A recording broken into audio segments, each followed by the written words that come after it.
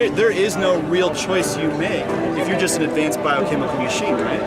Okay. So how can you say it's wrong to torture babies for fun if you're just determined by physical laws? You've got no real consciousness, no real agency, no real free will. I feel like that means we don't have real consciousness.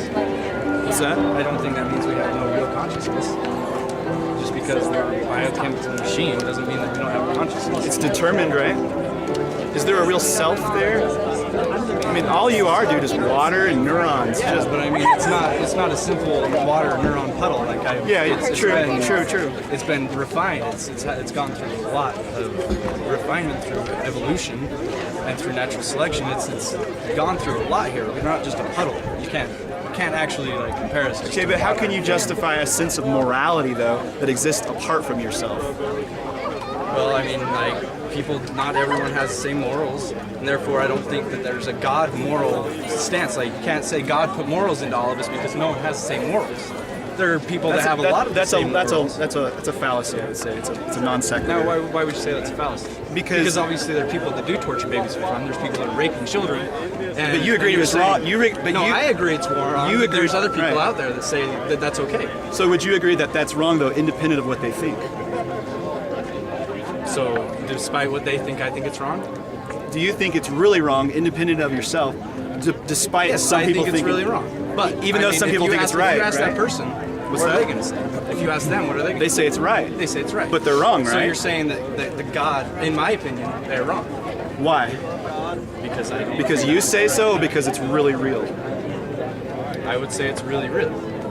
How do you account for that in the absence of God? Well, I mean, how do you account for him going out and raping these children and saying it's okay? He's wrong. So he's wrong.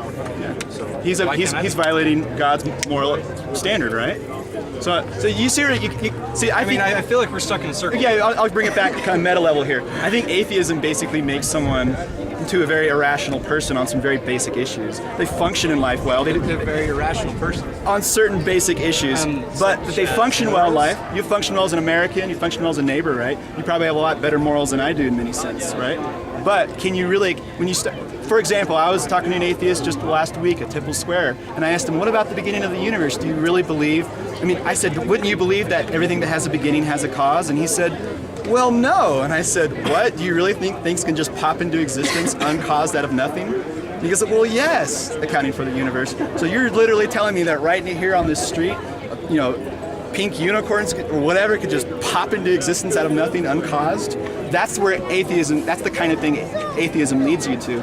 And it also leads you to having no basis upon which to say torturing babies for fun is morally objectively wrong. You've got nothing but your own preferences, your own feelings, your own sentiments. That's it. That's all you got. You can say, well, I feel like it's wrong. That's all I've got, but it seems to be a consistent thing with everyone. So does that make it right? Because we're talking about something that's right. Obviously it does. I mean, like, if there's, like, it's kind of an ongoing trend, if you will, with the human society, that they've come up with ideas that are right, and they're come up Is that with ideas invented that are though by the masses, or is that discovered by the masses? And maybe it's discovered. They've gone through. Right. I mean, as conscience has been raised, they've realized that, you know, raping children is not a good thing. Murdering babies, torturing is not a good thing. Even if everyone agreed that it was right, it'd still be wrong.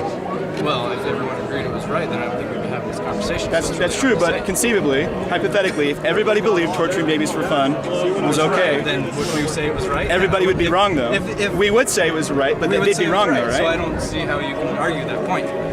Because we're not in that instance. Why do you believe torturing babies for fun is wrong? Because I personally believe it's wrong.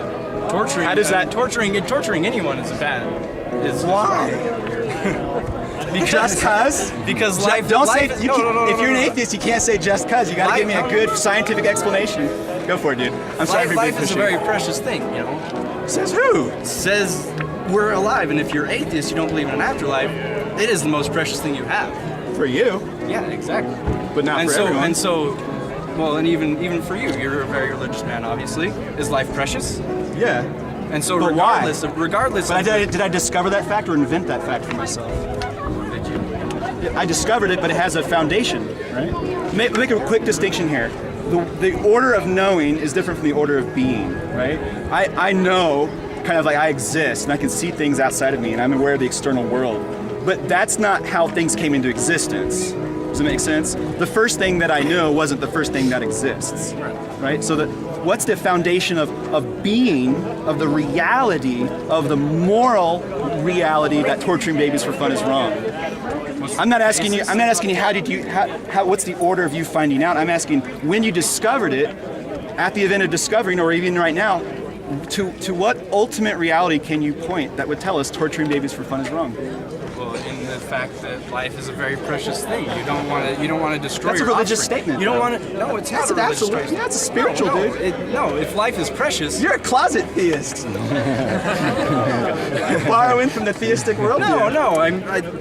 Like having something that's precious to you is not a theistic belief. Do you think every atheist would agree that life is precious? I would think so. Yeah. No way, dude. What does precious mean? Well, I mean, define it. It's important to me. My life, to me, is very important. So it's subjectively precious, but it's not actually objectively precious. Sure.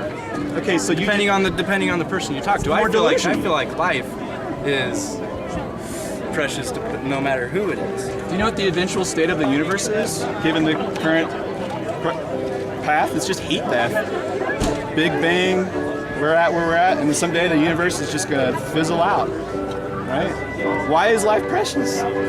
Because it's all we've got. Why does that make it precious? Well, I mean, it's kind of like you're appealing to something in your heart. And look, I agree with you, life is precious, but that's like something foundational in my heart. It's just a spiritual, intuitive reality. But I didn't think atheists were allowed to appeal to internal, spiritual, intuitive intuitions. What's the best way to know knowledge according to atheism? Scientific method, right? Is that fair? Yeah. So how would the I'm supposed to compare this to the scientific method. How would the scientific method get you to the conclusion that life is precious? I wouldn't know how to answer that question. I'm not an expert on this by any means. It's something you intuit, right? Yeah. It's just there, independent of what science says. Who gives a crap about what science says if they contradict this? Life is precious. End of story, right? I don't think science is ever going to be able to prove or disprove that life is a precious thing. Like, what? Right. So what about atheistic philosophy would get you to a place where you could account for your sense of life being precious? Because I've read the big atheist literature, dude. I've read a lot of atheist literature. Man, they're all over the map over this. This is a struggle, man, to account for human consciousness, to account for, there's a lot of guys out there, there is no moral realism. It's just all delusional. It's all illusory. Torturing babies for fun, as the idea of that being an objective moral, no way. That's not there. And this is what I encourage atheists to do when I meet them on the street. You really need to read some good books on atheism, because you know what you're doing right now. You're toying around. Your soul, your life, your self-admitted precious life is on the line. You're entrusting your precious soul to village atheism, to folk atheism. So what I would say is read some hardcore atheistic books, because you know what? Well, regardless, even if I did believe in a God, do you think I would want to go and be with a God? Like, explain your religious views. Okay, I don't think we've talked anything about it. So I've tried to give atheism a proper whooping. I'll give you my spiel here. All right. I think there is a God for a package of reasons. I think it best explains the existence. This weird question you can ask yourself: why does something exist instead of nothing? How can I account for the beginning of the universe? How can I account for this incorrigible, inescapable reality that there are some things that are really, really, really wrong?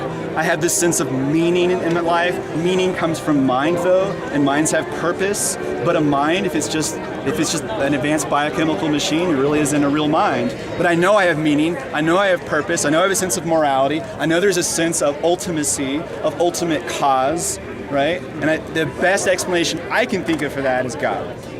Right? A personal God, because he's outside of time, outside of space. He caused the Big Bang, and he had to be a personal, mental, voluntary decision to bring the universe into existence. So I think we're here, and the purpose of life is to enjoy what's most enjoyable, to have pleasure in what's most pleasurable. But that happens not to be coarse, fleshly things in life. It happens to be relationship with God. Because you can already tell at an intuitive level, the most beautiful thing about life is relationships. the mind knowing other minds, right? That is a beautiful and precious thing, we would both agree. And I think that the most beautiful thing about life is having a mind and then connecting to God's mind, having a relationship with Him. But there's that moral reality, right? And that moral reality is real, and you violated your own conscience at times. You committed sin. Even if sin was just your own conscience, you haven't even lived up to your own conscience, let alone God's holy standard, God's righteous. And our sense of morality just doesn't merely say some things are right or some things are wrong. Our sense of morality says that sin deserves a whooping. Hitler deserves punishment and pain, and Mother Teresa deserves accolades and praise, and it's a beautiful, praiseworthy thing. It's worth reward, right? Evil people who murder other people, innocent people, deserve to be whooped. They deserve to be punished. So I have a penal view of justice, that bad things deserve bad things. If you're a bad person, you deserve bad things. If you're a good person, you deserve good things. Well, here's the gospel in a nutshell.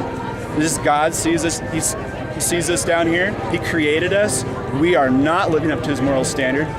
He, being God, the sum total of all perfections, the greatest of all conceivable beings, has the greatest sense of justice and righteousness than any other being that exists. So our sense of sin is not, we are way more sinful than we think, and God is more holy than He thinks. God's punishment on sinners is really serious. It's hell.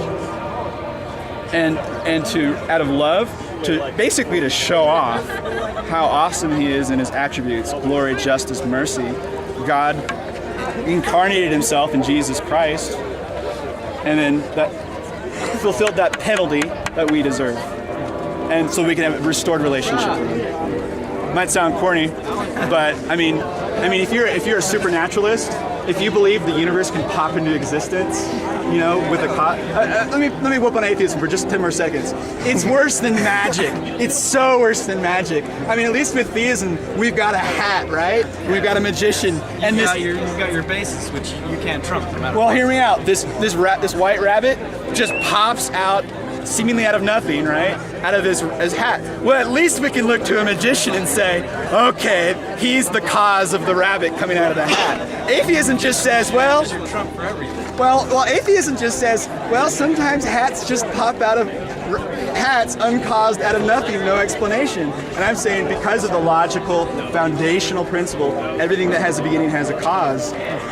Atheism it just turns people into like really nice, well-functioning American citizens who just start getting really irrational on basic things like God and morality. And you don't know how many atheists ask the question on the street: is it morally objectively wrong to torture babies for fun? And to be consistent, to be consistent with their atheism, and this is how I embarrass atheists in front of their girlfriends. They say, "Well, no, torturing babies for fun isn't necessarily wrong." And girlfriends like, "Well, not